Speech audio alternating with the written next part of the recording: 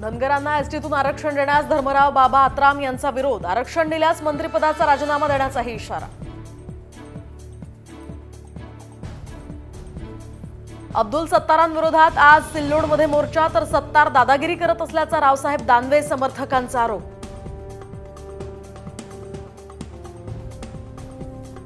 सिल्लोडमध्ये अब्दुल सत्तारांच्या मुलाला धक्काबुक्की, तर अब्दुल समीर यांच्या सुरक्षा रक्षकानं ग्रामस्थाला मारहाण केल्याच्या आरोपानंतर धक्काबुक्की।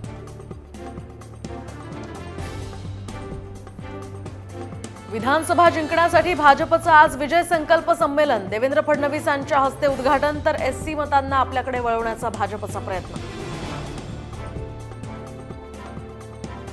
उद्या मुंबईमध्ये अमित शहांच्या उपस्थितीमध्ये भाजपचा मेळावा, तर भाजपचे प्रमुख नेते या ठिकाणी उपस्थित राहणार, यासह पदाधिकारी सुद्धा राहणार उपस्थित।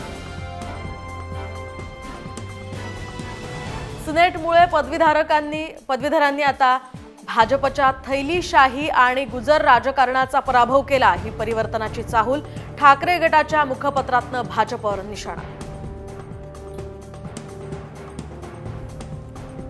अहमद शाह अब्दाली नावाचा बाजार बुणगा शिवसेना संपवण्याची भाषा करतोय। उद्धव ठाकरेंचा पुन्हा अमित शहांवर घणाघात, तर नागपूरकरांना फडणवीसांचं डिपॉझिट जप्त करण्याचंही आवाहन।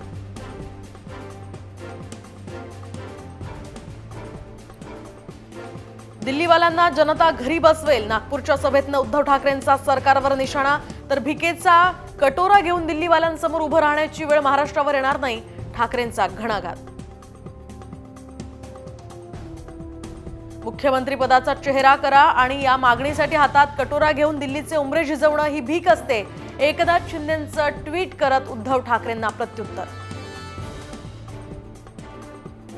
विधानसभा निवडणुकीच्या पार्श्वभूमीवर उद्धव ठाकरे उद्या मातोश्रीवर घेणार बैठक। पालघर, ठाणे, कल्याण आणि भिवंडी मतदारसंघाचा घेणार आढावा।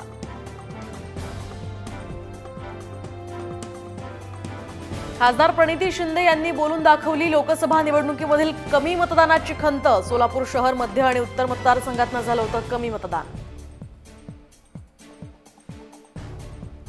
साताऱ्यात लाडकी बहीण कार्यक्रमामध्ये आमदार जयकुमार गोरे यांनी केली बंदुकीची ऍक्शन, तर गोरेंचा नेमका कुणाकडे याची राजकीय वर्तुळात आता जोरदार चर्चा।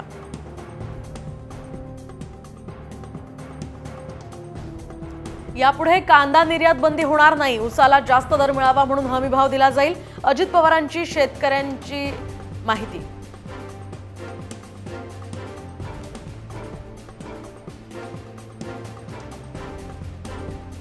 कराडमध्ये पृथ्वीराज चव्हाणांची डोकेदुखी वाढण्याची शक्यता। ठाकरे गटाच्या इंद्रजित गुजर यांचा बॅनरबाजीतनं मतदारसंघावर दावा।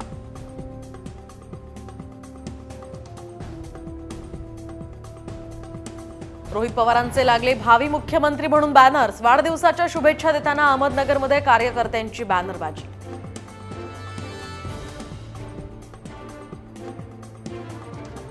आमदार नितीन देशमुखांच्या मुलावर जीवघेणा हल्ला। सराईत गुन्हेगारांचा डोक्यात फरशी घालून पृथ्वी देशमुखांवर हल्ला।